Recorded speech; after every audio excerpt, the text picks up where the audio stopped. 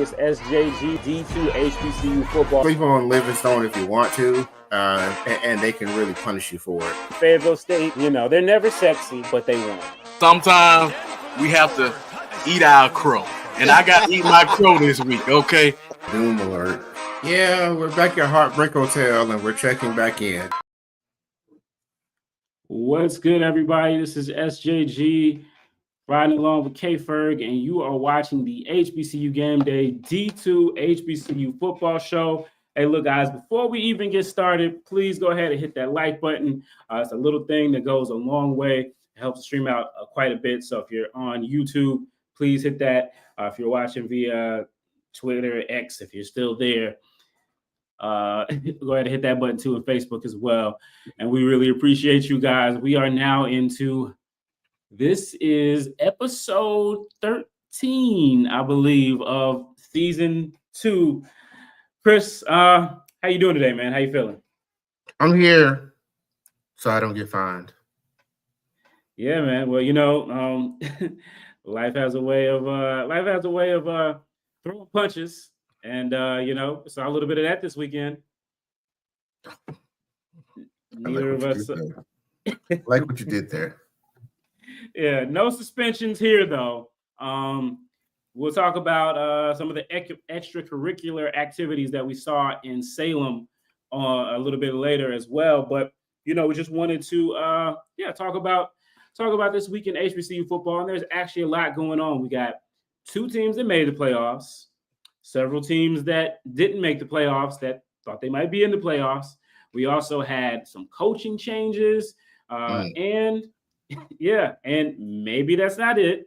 And we will be giving out a grade to our CIAA schools this week. We'll have maybe some more grades coming out a little bit later. But yeah, so it's a great show this week, and I want to appreciate everybody for tuning in. So let's talk about it. Let's keep the format like we usually go. We go review what happened last week. And so we had 2 championship games. We had the CIAA championship game taking place in Salem, Virginia. But before that day, we had the SIAC championship taking place down in Fairfield, Alabama. And what we had here was a case of the SIAC Cinderella, Clark Atlanta University, otherwise known as Clark Atlanta, otherwise known as the Pyru Panthers. The Thundercats are loose. So many things that we call them this year. But they went over to Miles College looking to avenge a solid loss that they had at their own home stadium, and it didn't happen that way. Man, it didn't happen that way.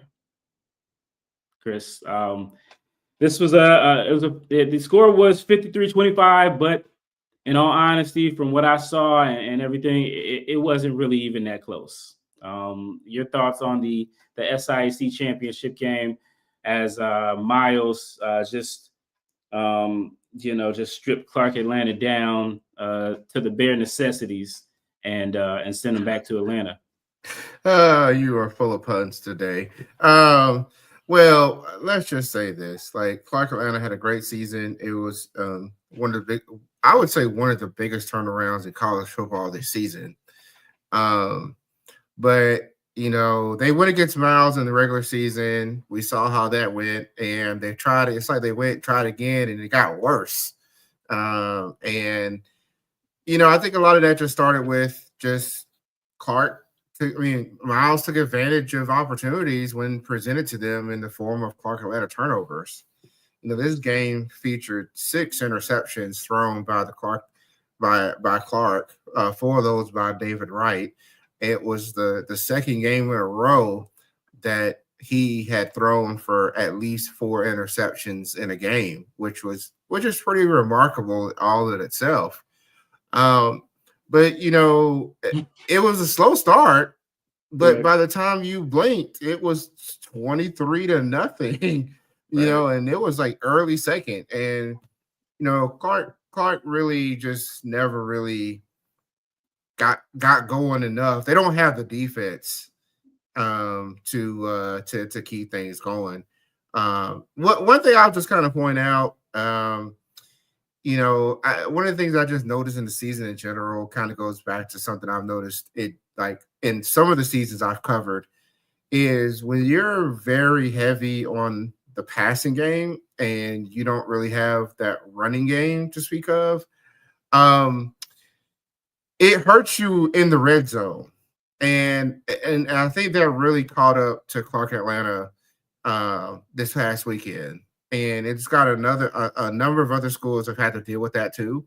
And so you've got a Clark team that can rack up yards, but when you got to give up a lot of turnovers, that's just very hard to overcome. And so hats off to Sam Shade and that Miles team climbing up from not even being and they were on the periphery of the playoffs to now hosting a first round playoff game.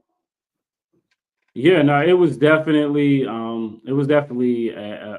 just I think I don't know, maybe you put it this way, maybe this is the best way to put it. They brought Clark, but they left the Atlanta at home. When you always show up with one side of the ball. Kobe is gonna choke me.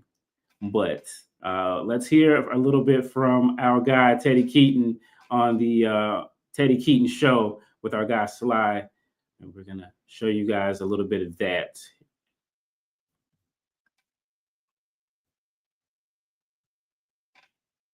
I think it's on mute.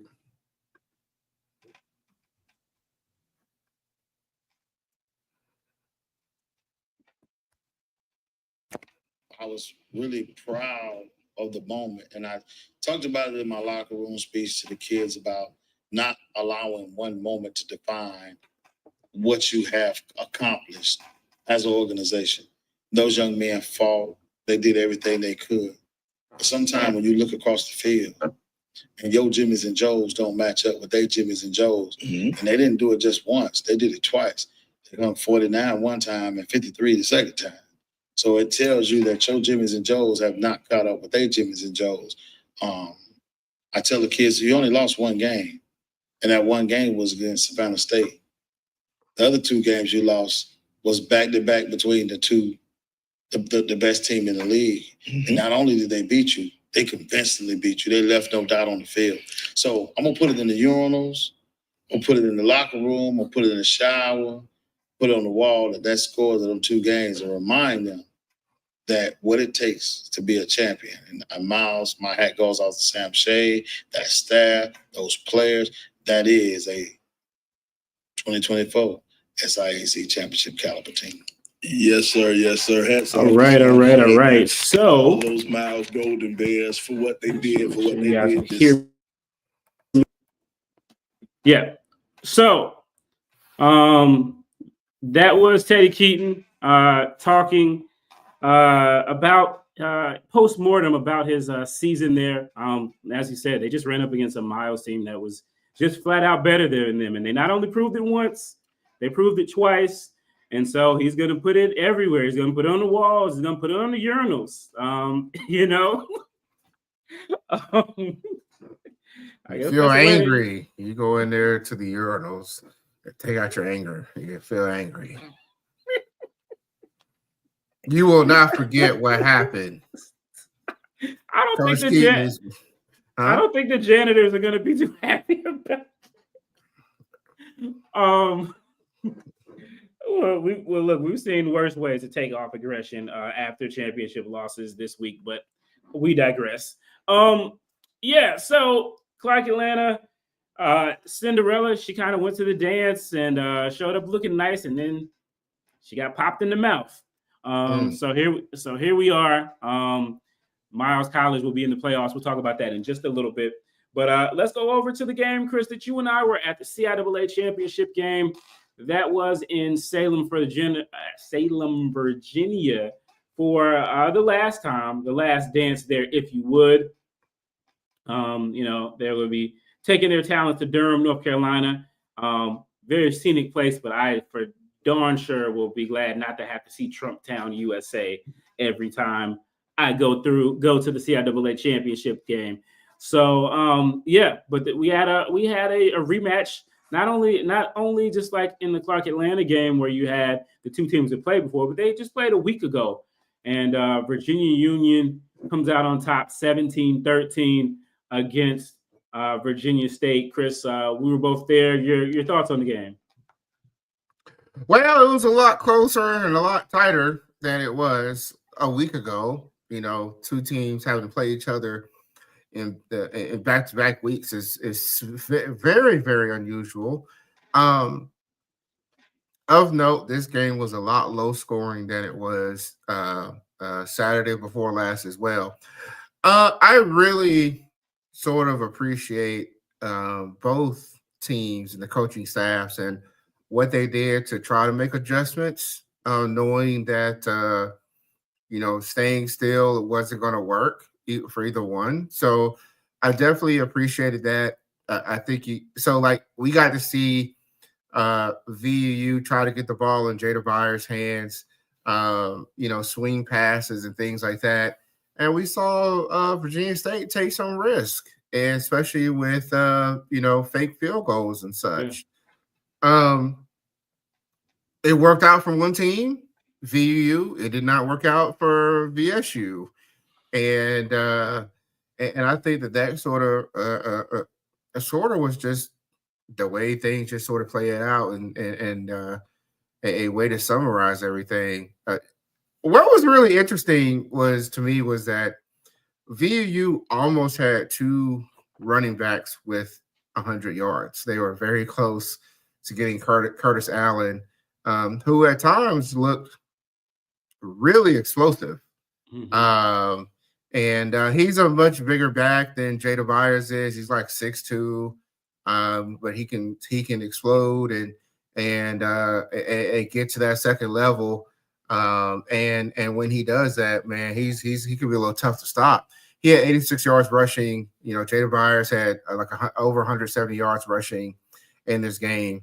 And for VSU, hey, they had a good run, right? They got to that VUU game in the regular season, needing to win that game to get into the championship game. They did it. But man, it just VUU is one of those teams that we always talk about at HBCU football, the coaching staffs.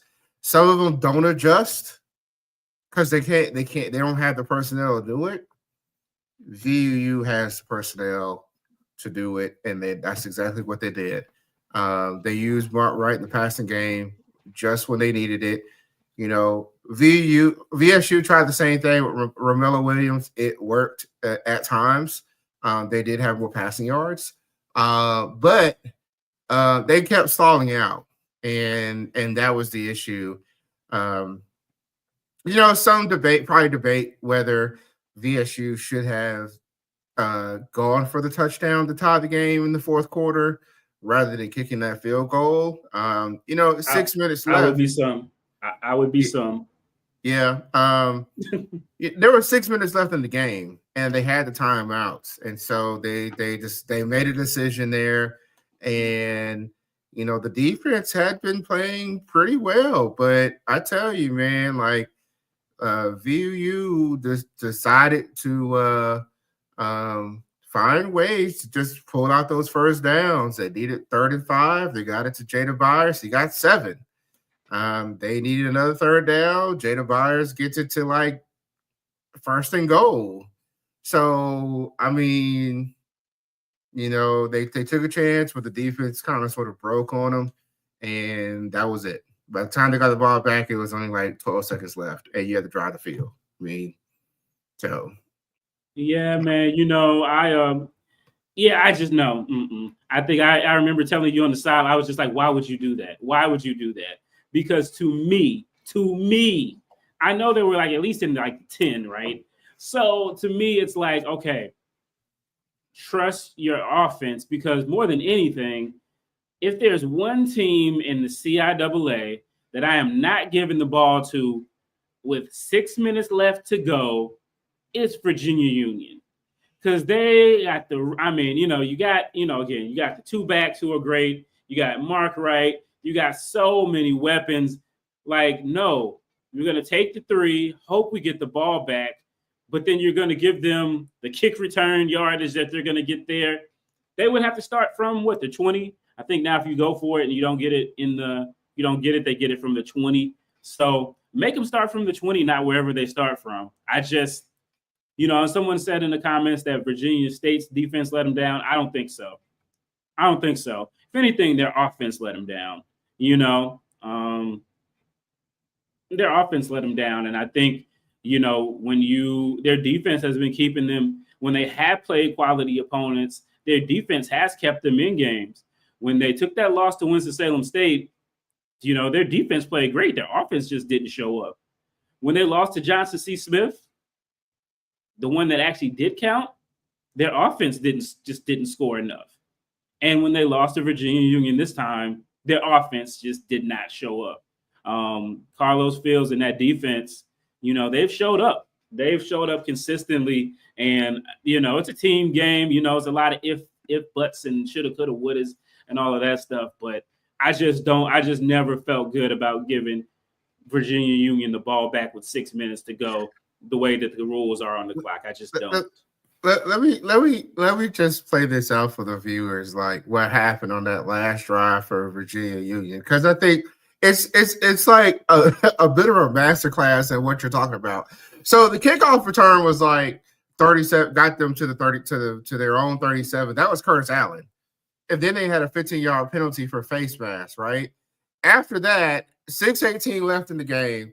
Jada Byers, 2 yards. Jada Byers, 8 yards. Jada Byers, 7 yards. Jada Byers, 3 yards. Jada Byers, 4 yards. Another one for Jada for 2. Another one for 3.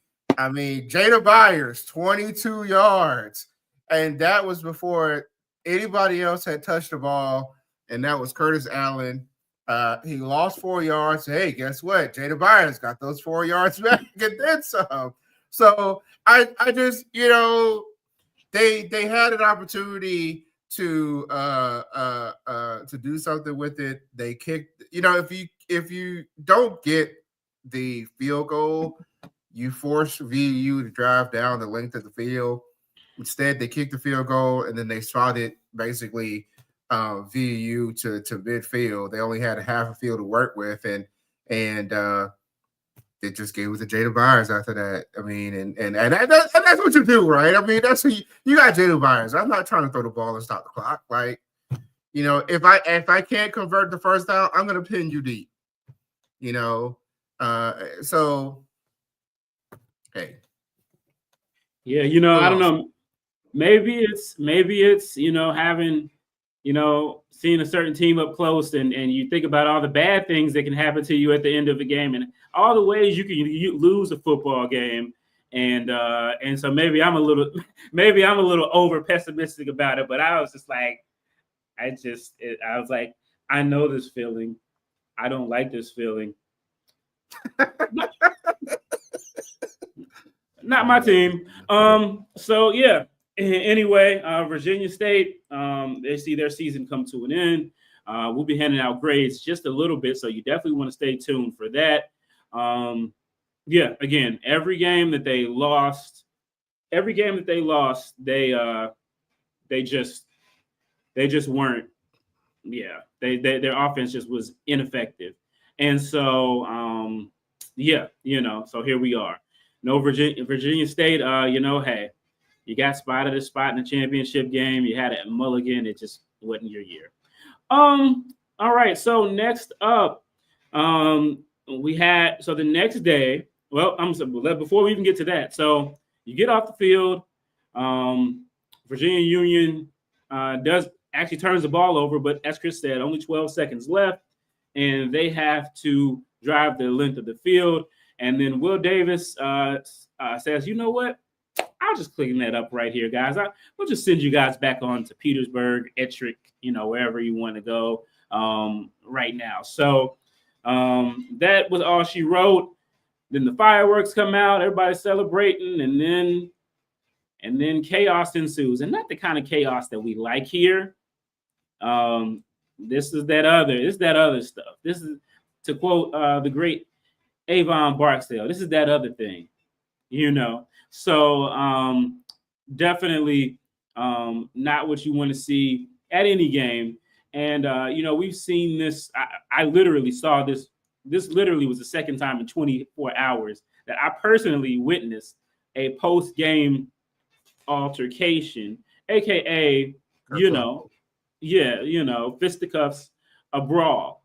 And so it's your fault then. So it's your fault because you showed up. That's the only coincidence there. Well, maybe, but I wasn't in Montgomery, Alabama, and the same thing happened over there as well. But I was like, this really can't be happening again.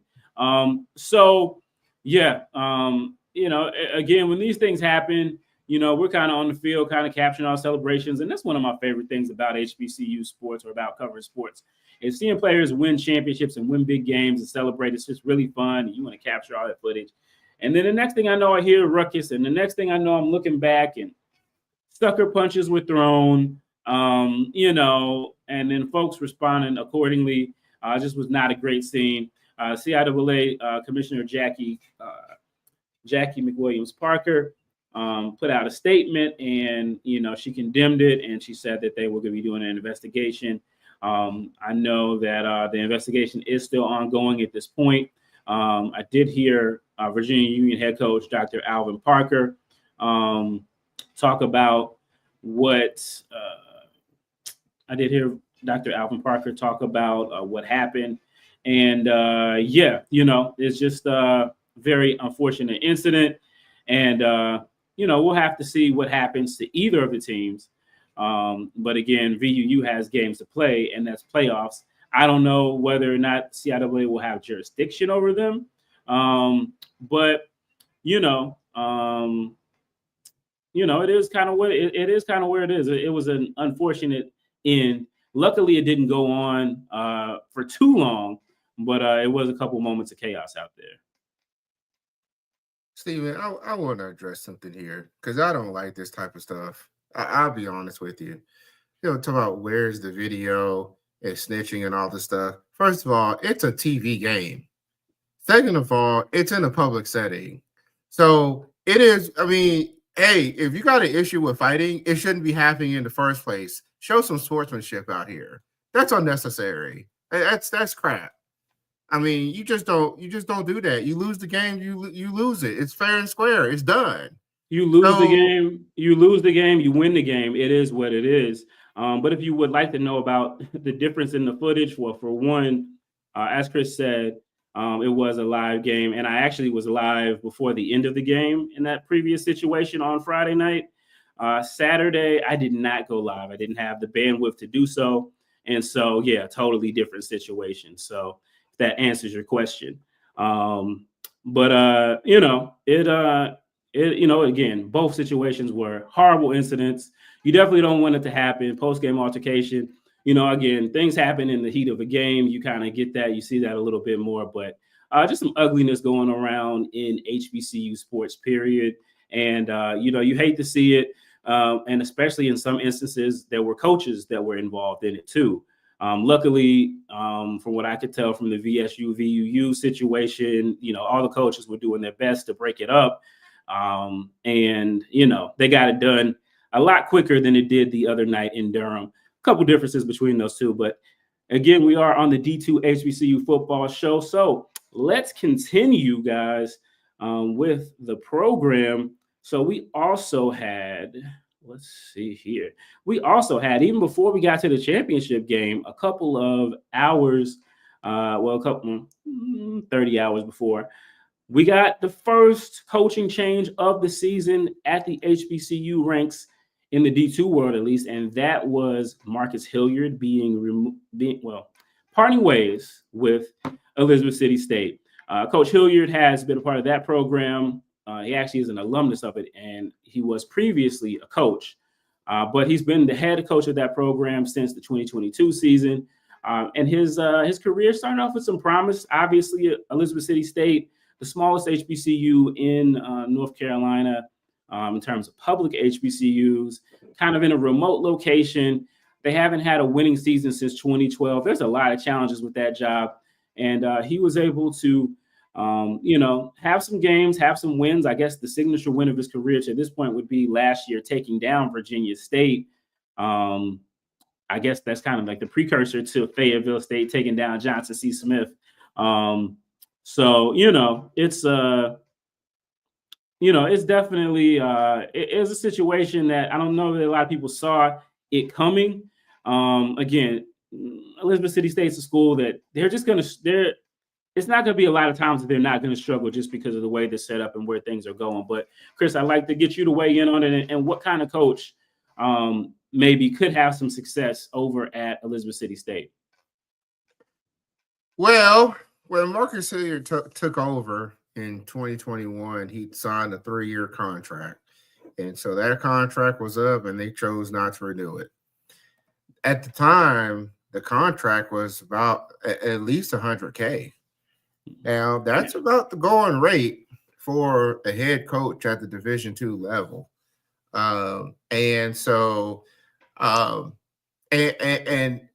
think you have to go back to that time to remember that, like, the former coach at ECSU, he aired a lot of dirty laundry about Elizabeth City at that time, about how he was the only paid staff member. So you were working with a bunch of volunteers and things like that. They didn't have a lot of scholarships. And I think that's gotten a little better. But the problem with ECSU, and they got NC Promise, right? I mean, they got this really cheap tuition on top of that. But the ECSU never really got over that 3-win hurdle. And it's like, and they were close. I think that was the thing for me, was that they were close. Like, they had those games. They lost by 1 to Lincoln, and they lost by 4 to Shaw to start the season. They had kind of sort of stabilized the quarterback situation some. They lost by 6 to Livingstone. So they were a 3-7 ball club that could have easily have been like 5-5 or 6-4. Like, so they just had some unlucky breaks, I would say.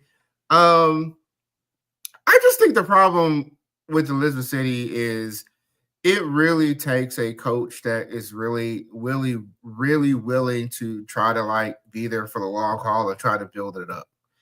And when you let go of an alum like Marcus Hilliard like that, who's going to take that job? Who's going to take that job that's going to have sufficient experience to, like, get over 3 wins? I don't know. I don't know. I'm kind of curious to know, how do ECSU? I saw a couple of folks who were ECSU connected that were not crazy about the move, not renewing the contract. You also saw there's commentary out there about the AD, who seems to be, less about football and more about some of the other sports like volleyball, like definitely basketball. Go ahead, because I can't make any sense of it, man. Well, I'll say this: the AD over at Elizabeth City State is James DeBose, and he was at Winston-Salem State for a long time. Back to when they were actually winning football games prior to this year. So, he's seen winning in football up close. I think he knows what it takes to get done. But if you look at this, you got to go back to 2021, right? This time about 3 years ago when they hired him. So there were a couple jobs that were open. There was Elizabeth City State and there was Winston-Salem State for sure in North Carolina. Those 2 jobs were both open. From what I understand, Coach Hilliard was kind of looked at as the pick for WSSU initially, or he was a finalist, let's say that. And he chose to go to his alma mater, Elizabeth City State, over WSSU.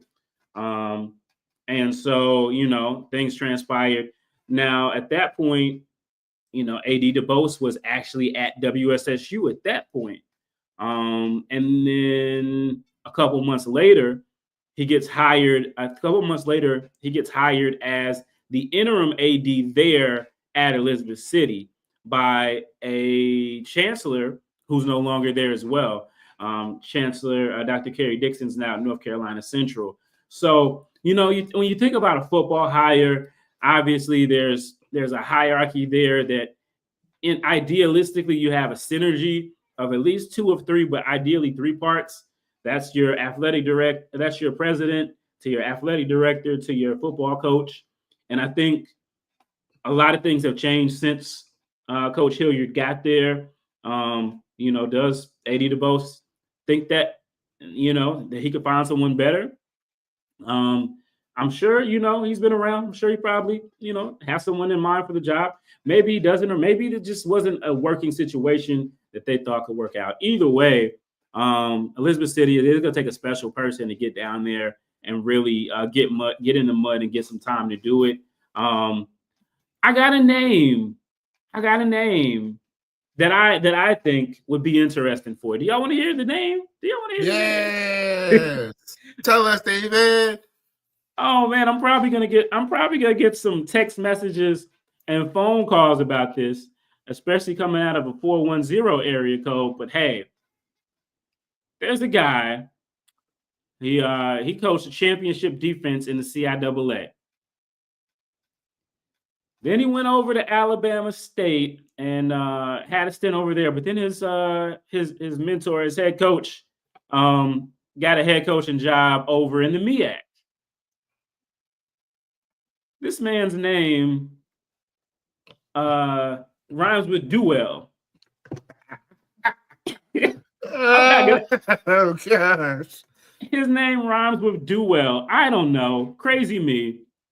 But he's there in that DC, you talk about that tuition, $500 in-state, $1,500 out-of-state, and the flexibility that gives you in recruiting out-of-state. We've seen Fayetteville State be able to do it. Elizabeth City, in theory, could do it. And he's a DMV guy, and he's had a lot of success. Maybe it's just, I don't know. I haven't talked to him or anything like that. I haven't talked to anybody about it. This is just purely SJG speculation. But there's a defensive coordinator in the MEAC and rhymes with Duell, and maybe he would do well there. He's on fire. Yeah. So we shall see. But we've got we also have in the SIAC Byron Brown over at Lane College. He's no longer going to be there. Any thoughts on that job? I know you're kind of deeper in the CIAA, but any thoughts on that job and kind of that's another place where it's kind of tough to win. A small private school in the SIAC where they are in Tennessee. The Dragons will slay someone every once in a while, but they haven't consistently had a winner. My God, I don't know when. And so they've had some great players. Fred Lane, RIP. Jacoby Jones, RIP. But they haven't really had a lot of success. So gonna be interesting on that end too. Maybe one day, maybe we'll have some more fun and talk about some potential coaches in the D2 ranks that could be going places. There's so many possibilities, Chris. But we'll stick to the script here. And so do you anticipate any other CIAA openings coming up? This cycle, I don't think so. I will mention a couple of things. I think I was a little worried about Shaw for a little bit, Coach Jones, but they finished really strong. So, I think that will allow him to keep going. I think also, while not a head coaching turnover deal, but Lincoln, man, it's like a lot of their folks are starting to run for the exits right now. So that's definitely going to be a kind of a question mark as to kind of what happens there. Isaiah Freeman, he's transferring. I think he's a grad transfer. The center, he's transferring. A number of folks are going, out the door. So I think there's just some questions as to how they sort of rebuild from that standpoint. There's a question: why didn't they renew Coach Hilliard's contract? It's kind of hard to say, but I'll tell you one thing that kind of happens is anytime you have a changeover in athletic director, they might be wanting to bring in their person, and so that kind of sort of to me is what sort of stands out. I mean, I've heard some people be interested in Elizabeth City. Just to come back to that. But you're certainly going to have some questions asked when you let go an alum like that and who actually was kind of improving things to some degree. So, it's really interesting. I don't anticipate any additional ones unless somebody moves up, Coach Parker at VUU. He's always somebody who's kind of sort of in the news, and it's a pretty big jump to go from Division II to FCS for head coach and salary wise. I mean, you're talking at least more than double your salary, so that's always enticing. He could be the next Chinnis Berry. I mean, hey, working out for that guy. And shout out to him for winning the MEAC in his first season. Mm-hmm. So I mean, it's certainly one of those things that it is out there in terms of promotions. That's a question, but in terms of not renewing contracts or anything, I don't think there's going to be any other ones at this point. No. Okay. Yeah, we'll definitely keep our eyes on it. These things can change kind of quickly. I definitely would be looking up in Lincoln, PA. I haven't heard anything, but just seeing all the changes, and I don't know. It seems like they change coaches and athletic directors and everybody like every 2 years. So, but he came back. The AD came back. Yeah, he came back. No, he is back. But it's there's always some type of change going on up there. Keep in mind, this is the same school that fired the guy who won the CIAA basketball championship. Like, let's just keep it a buck. So you never know with Lincoln. But anyway, we digress. What the emails that I'm going to get after this? Emails and text messages. All right. All right. So, and then finally, we'll get to the playoffs. Playoffs. Yeah, Chris. So, we've already announced, we've already gone through it. Miles College and Virginia Union will be representing the CIAA in the CIAA and the SIAC in the playoffs. A couple weeks ago, Chris, we were talking about potentially, three programs in the CIAA, but probably more realistically two there. And we went from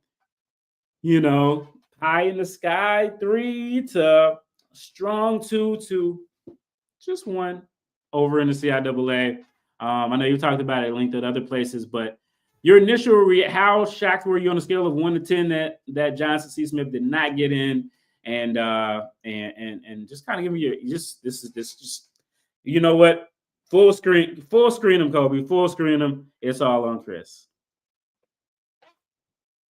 Well, let me just tell you, I got some wine when I went to one of the Virginia wineries after I left the CIAA championship game, and it's all gone because of just how I felt about this whole deal. I didn't like it. When looking at the numbers, what was really interesting is that the numbers really sort of favored more than one school getting into the playoffs. And from week to week, you kind of saw those numbers change, mainly because it all was predicated on JCSU. When JCSU lost that game that got shut out by Fayetteville State, that caused them to go down in the regional rankings. Because if they had won out, they'd have been, vying for, a top 3 seed at minimum. Then you had them lose to Livingstone, and that had a domino effect because it knocked VUU out. I mean, it knocked them down in the regional rankings, and it knocked Winston State down, a team that JCSU won. And head-to-head is a criteria for the playoffs. So you're kind of stuck with this conundrum because you got JCSU that does not look like a playoff team at that point in time, but they have built this really great resume up to about week 8. And what do you really do? Does the committee leapfrog JCSU, VU over JCSU? That was a question mark going into Sunday. Could the same possibly happen with Western State leapfrogging JCSU as well? Because WSU had like better like performance indicators than some of the other teams, even from the South Atlantic.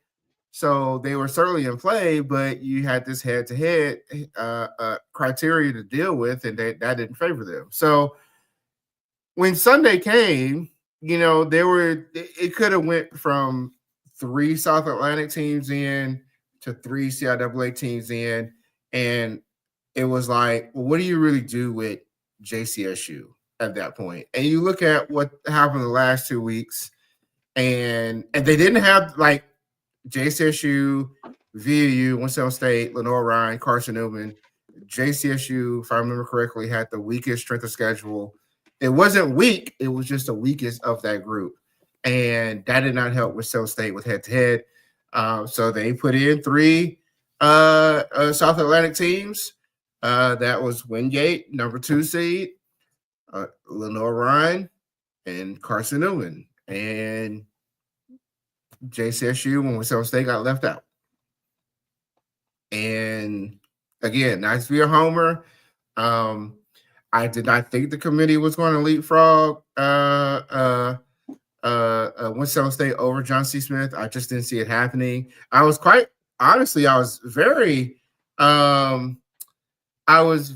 surprised that they allowed VUU to get in over JCSU, but I suspect that it's because VUU have played more games. I know there was a poster associated with Westchester who follows me online. I never got a chance to respond back. He showed the criteria. And when I looked at it, it was really a matter of what are the difference makers goes back to something I've been saying for some time. The CIAA only playing 10 games hurts. And the same thing with SIAC. It hurts when you get to playoff time. Because if you don't make the championship games and you only play 10 teams, like the difference in win percentage plus SOS, the difference between Lenore Ryan and Johnson C. Smith came down to Lenore Ryan had played an extra game and won. Forget the fact that Lenore Ryan almost lost to like Anderson, who just started football. Like they needed a field goal in the waning seconds of that last regular season game. The fact that they picked up, and forget Anderson's 1-7 Division II, the fact that they played that 11th game made a difference in this case. And I thought that maybe, Winston State don't need to play an 11th game because their strength of schedule was actually like higher. But Winston State only played 9 Division II games, and JCSU had played 10 games. And Lenore Ryan, Carson Newman, Wingate, they played 11 game schedules, and that hurts. So I just, in the end, it's a structural disadvantage that the 2 conferences have put themselves in. I don't know what you really do about that if they don't want to play 11 games. So you're just kind of stuck. And that's just is what it is. It sucked, but as I've said online, if you're an HBCU conference in Division II, you cannot be put at this. You cannot expect to get in if you're the second team and you are you're on the 7 line. We've seen that happen too many times. Winston State was 9-2, 2014. That's when they had 6 teams in the playoffs. The Super Regional 1, they did not get in when they lost Virginia State at 9-2 because they were right there at the 6th line and they got leapfrog. You've seen it with Fort Valley, who could have got in. I think they were like 8-2. They didn't get in. They were on the 7 line the week before, a couple years ago. They didn't get in. And this is the same thing. You don't play 11 games. You run the risk. If you don't play 11 games and you don't finish the season with 1 loss, if you got 2 or more losses, you run the risk of not getting into the playoffs if you don't play and have a 9-2 record if you can't get into the championship game, because that's just how it is. If you think about like 2017, 2018, like when the conference got 2 teams in, it was the 2 seed, 6 seed, 3 seed, 6 seed, something like that would happen. But with a 17 playoff, when you're on that 7 line, you're not getting a second team in. You're just not. That's just the fact of the matter. And I'm done.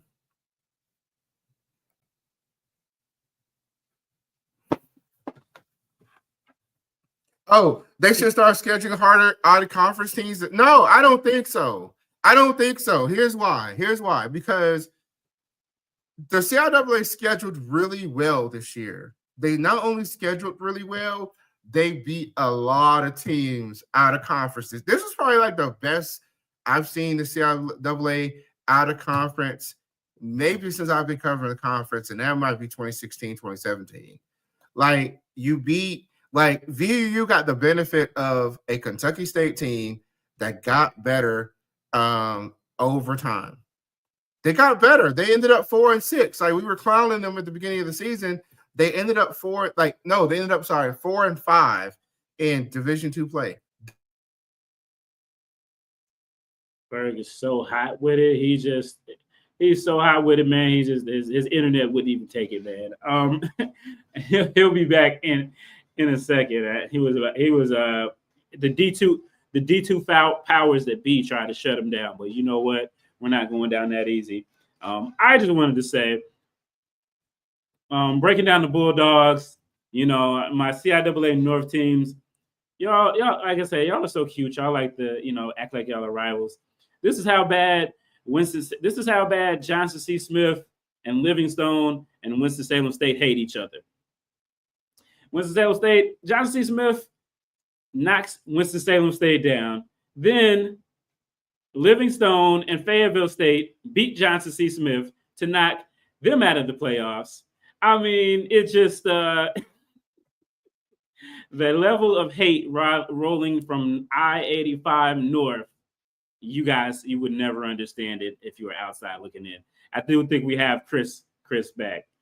Have you cooled down the temperature in there, man? Because it was getting rather steamy. I'm fine. I mean, I'm just, as you can tell, I'm just annoyed by kind of what happened, and there's a lot of history behind this, and you know, hey, it is what it is at this point. All right. So yeah, we'll keep it moving because we do want to talk about the playoff games, and we are still going to give out our grades. So stay tuned. Let everybody know. 10 points in 8 quarters is crazy. It's crazy work. All right. So first game, we got Miles against Carson Newman. Talk to me about. We know Miles. Talk to me about who Carson Newman is. And what are Miles' chances? They do host this game. What are your thoughts on the matchup?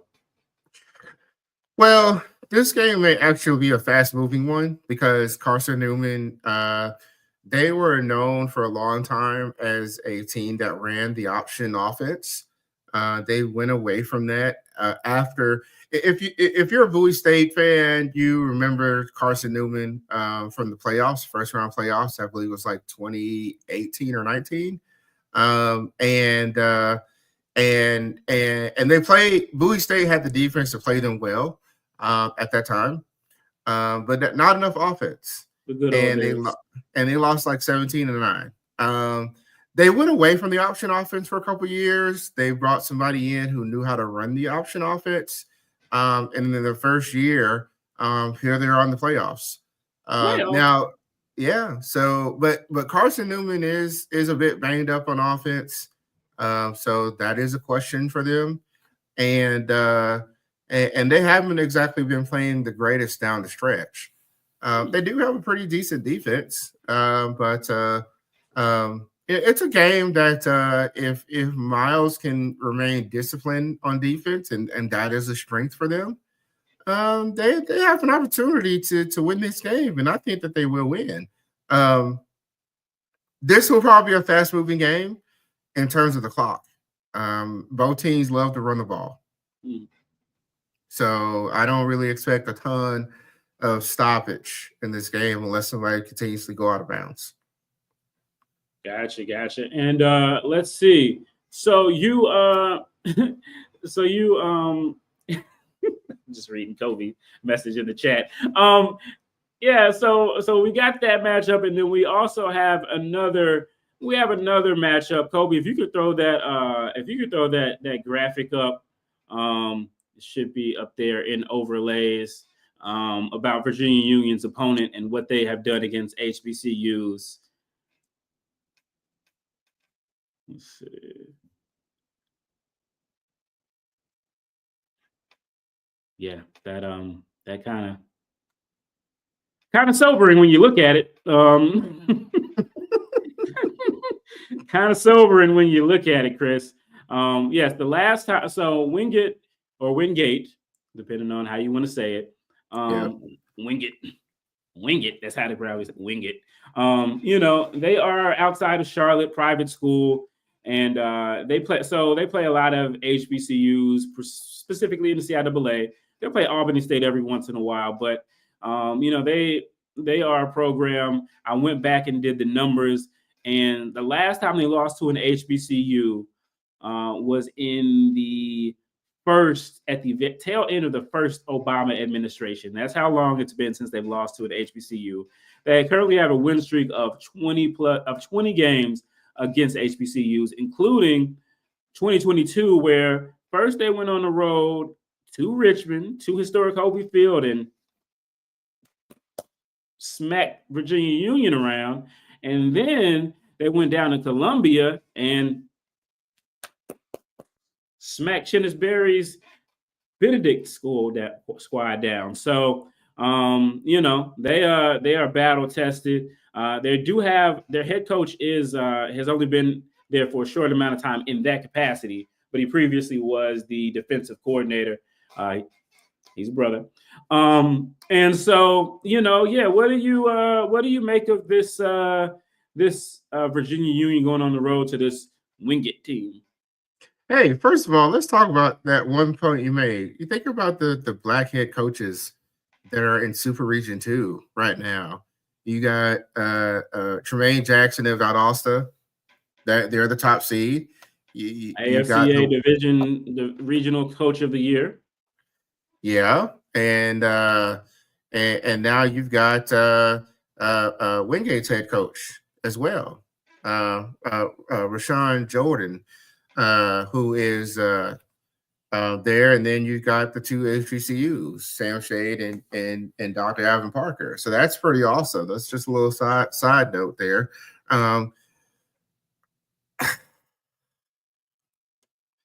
When I thought about the bracket, I'm like, man, okay, John C. Smith's probably gonna make the bracket, right? And they're gonna have to go right next door to play Wingate. That was kind of my thought. And then it was like, so where do you put VUU kind of in no man's land? The Irwin Belt Bowl. Yeah. Do you ship VUU to Super Region 1, or do you ship them somewhere else because they're just geographically isolated? And they didn't put in JCSU, and they put VUU in, and they send them to Wingate because you got nowhere else to send them, honestly. You really got nowhere else to send them. They can't send them to Alabama to play West Alabama or Miles because I believe it's over 600 miles, which is the cutoff for not having a flight for the NCAA. And the NCAA avoids flights as much as they can because that's a lot of cost. So we have this rematch. Yay! Congratulations, you made the playoffs. Wingate. You get to go to Wingate. The team nobody wants to see in the first round. Wingate's defense has been Straight nasty. lights out against teams. Lights out to UVA Wise, who didn't score. Lights out to Barton, who also didn't score. Lights out to Newberry, who also didn't score. 3 shutouts in this season alone. Yeah. And then they beat Delta State, who only scored 7 points in that game. So, yeah, they're averaging 202.8 yards per game. They got 30. This is the thing that scares me, Chris. They got 34 sacks. 34 sacks. That's an average of 3 a game on defense. And they do enough on offense. They're not super sexy, but they can get it when they need to. 10 points per game is what they're averaging allowed. They are I don't have the specific on that. The Bulldogs only allow 80 yards rushing per game. And when you look at Virginia Union, the game that they did lose in the regular season against against Johnson C. Smith, Jada Byers, and I was at that game, he was not that big of a factor. He didn't run for many yards. They had to rely on the pass, and that was before their passing game really started to catch fire. Tough matchup for VUU. But we shall see. Now we're going to finish up here, guys. This is a little fun thing we decided we were going to do. And so we're just going to go from the bottom up. So, Kobe, on my cue, you'll follow the schools. First off, we're going to start with our CIAA grades section. And Chris has his grades. I have my grades. And we'll go from there. So let's start at the bottom. Let's get it out of the way. Bluefield State, you are now on the clock. Bluefield State gets a class-wide D. It's a D for me. It's a D for you too. Yep. Nothing more to say. Expectations were low going into the season, and they performed at expectations. God help them. If they didn't get that one win against, School of the Crippled and Blind, then they would definitely, I would have given them an F. It was just that bad. A bright spot was only getting scored 34 on by Winston-Salem State. That was a bright spot for him. Who knew that was going to be that? Let's see. Coach, okay. What coach? It's the D for damn shame what they did to those dogs. All right, next up from the bottom, we've got Lincoln, PA. Lincoln, PA. Come get your grade. Chris gives them a solid D. I give him a D minus. Well, they couldn't get any worse than Bluefield because they actually beat Bluefield, so there's that. Yeah, but people expected a little bit more of them. They had Isaiah Freeman. They made some strides. They were like the cute little lion that could until I don't know. That's a different category. That's a different category, though. Like that's most disappointing. Like they would have been right in the running for most disappointed this year. That's not D for disappointing. I graded them on expectations and how I felt like they would do. So yeah, that's my grade. I give them D minus from me. D minus from Professor SJG. Next up, Elizabeth City State University. You are now on the clock. And maybe that's the school that I didn't put a grade up for. On the ticker. Chris. Well, easily forgettable. I understand. They're just kind of hanging out over there in the 252, blue and everything like that. What would you give them? I gave them a D, just like you did. D. Oh, yep. A D. They didn't go winless. They were in some close games, but well, you got to give them credit though because they did beat one of the schools you don't like. They beat Chowan. That counts for something. Get them boys a counts D. Give them a D plus. Give them a D plus. Give them a D plus. All right. Next up would be, I think this is that school up in PG County, Maryland. This was, I think, at the Bowie State. Gets a C minus from both of us. Chris, they were picked to finish, and I think a C minus is generous here. Again, based on my rubric. This is the team that was expected to be top 5. Our guy Clarence said they were going to be 8-2. He sure did. Clarence said they were going to be 8-2 and be at the top of the CIAA, and got mad when I said that they were comparable to Livingstone. Now they did beat Livingstone. Who knew that was going to be their best win of the season? Because other than that, they just they ate out of the bottom of the kennel in the CIAA and in the old CIAA North. They beat Bluefield State. They beat ECSU. They finally lost to Fayetteville State. So C minus there. We'll see. We'll see where things go from there.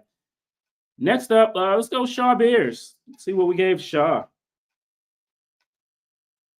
Shaw got a B minus from Chris and a B from SJG.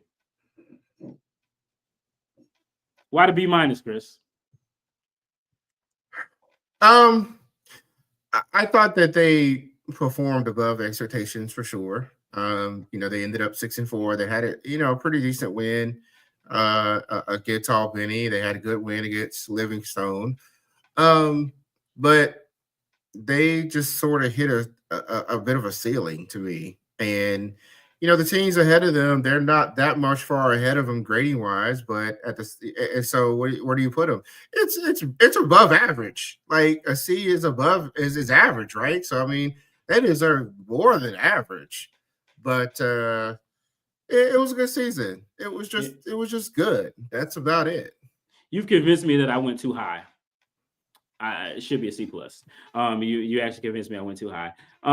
Next up, let's go over to Livingstone College. Let's see what the Blue Bears got. They got a B minus from Chris, and they got a B from SJG. B minus. So you gave them pretty much the same grade you gave Shaw. Is that correct? Yep. Exceeded expectations. Exceeded. We were told at the beginning of the season, don't sleep on Livingstone. Don't sleep on them. Folks were telling us, hey, they felt disrespected, and they showed it to us. They showed us on the field, and so this was a good season, and better yet, they capped it off in such awesome fashion. That's why they got the B for me, to be honest with you. Beating Johnson C. Smith. That's what they got to be for me. I think for me, I think that Johnson C. Smith win really is what got them to a B. Now you look at that Bowie loss. That's a bad loss. I mean, if they had beaten, I had picked them. I think I had picked them to beat Bowie. If they had beaten them.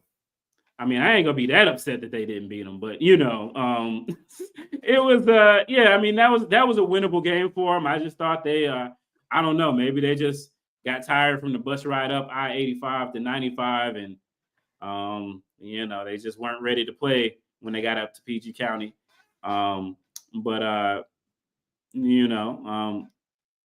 Best defense in the conference. It was a really good defense. They kept them in games. It was a really good defense. I can't give them best defense in the conference. Now when you let Winston-Salem State score 31 points. Now when you let Winston-Salem State score 31 points, no, can't do it. It's one game, but all right, let's go. Next up,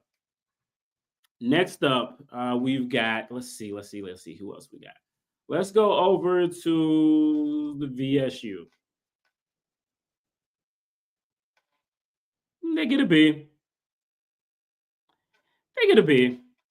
You know, again, they were picked to win the conference, rightly or wrongly. They were picked to win the conference, and I mean, they certainly had the schedule. It was straight up cakewalk. After the wins that they got were cream puff wins for the most part. Again, the offense didn't show up against Winston-Salem State. They took that L.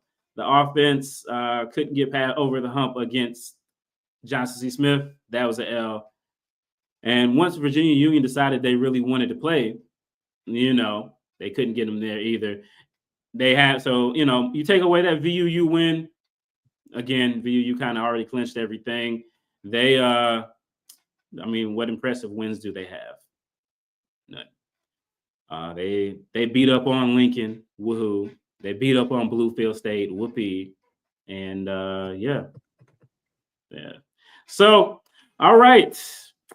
Next up, we'll go with the Rams. Go ahead and put WSSU up there.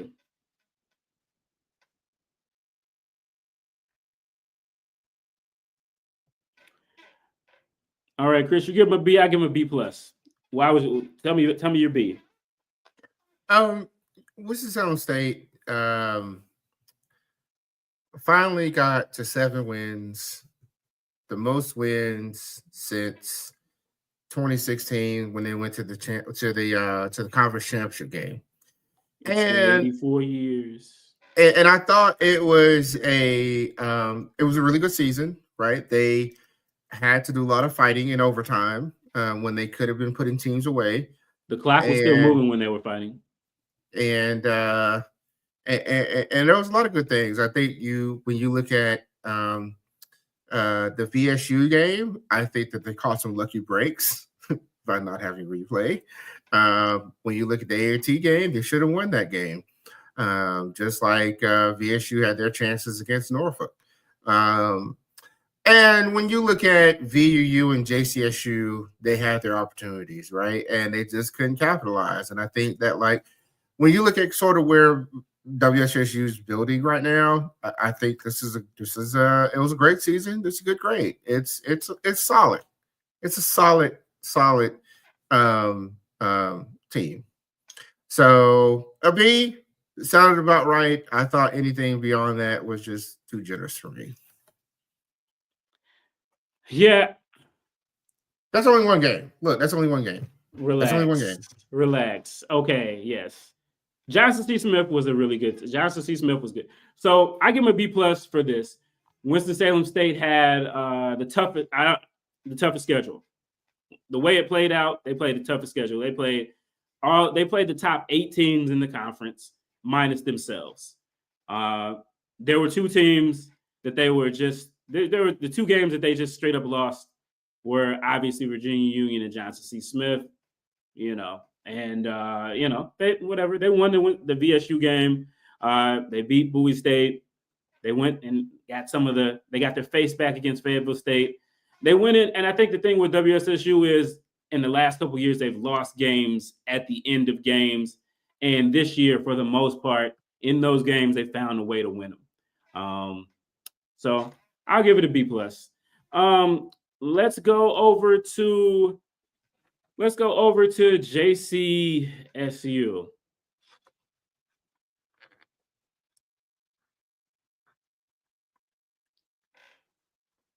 Chris, I wanted to give him a B so bad. And I still think I wanted to give him a B so bad.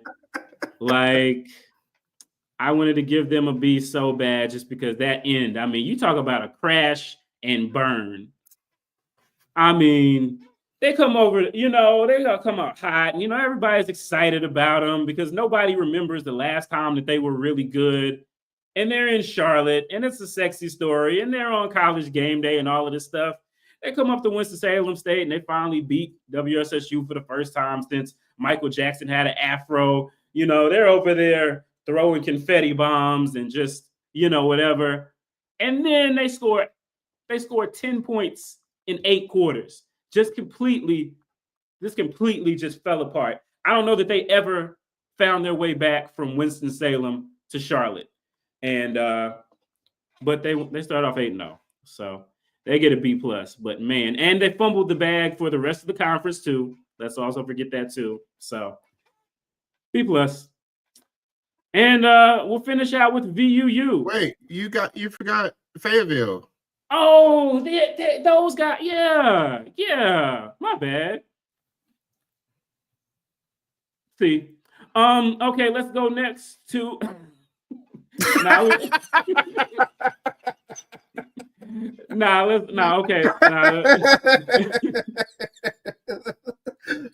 Okay, now next. No, Walter, don't. That's cold, man. Don't, Walter, don't give me that. Don't give me that promising future. I know you're a Blue Bear, and y'all stripped all their hopes and all their dreams for them on that blue field. And also, I mean, JCSU, disappointing HBCU football since 1892. All right, and lastly, Virginia Union. We'll talk about Fayetteville State. Fayetteville State, they were upset because at the start of the season, they were picked to finish third, even though number 2 has been their spot for the better part of the decade. We should be number 2. And then this. Your thoughts on the season? But you know what? I should give them a C+ because they beat Johnson C. Smith. I mean, they just straight up smacked them again. I don't know that Johnson C. Smith ever found its way back from Bowman Gray Stadium. They might still be on MLK for all I know. But Fayetteville State took their soul, like Mortal Kombat. Shang Tsung just had a soul in his hand. They took their soul from them, man. They were never the same. So I just think that they found their strides at times.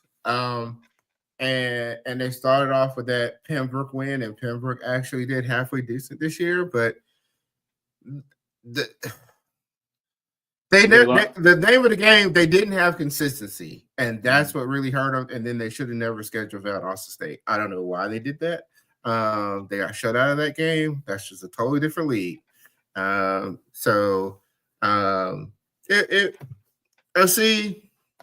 I'm okay with it. Yeah, I probably went a little low there, but hey. And lastly, we'll finish off with VUU. Chris is giving them an A-. That's not fair. TBD. You damn straight TBD. You're damn straight TBD. Because they still got another game to play. And you lost to Johnson C. Smith. You lost to Johnson C. Smith. I don't care what the standards say. You lost to Johnson C. Smith.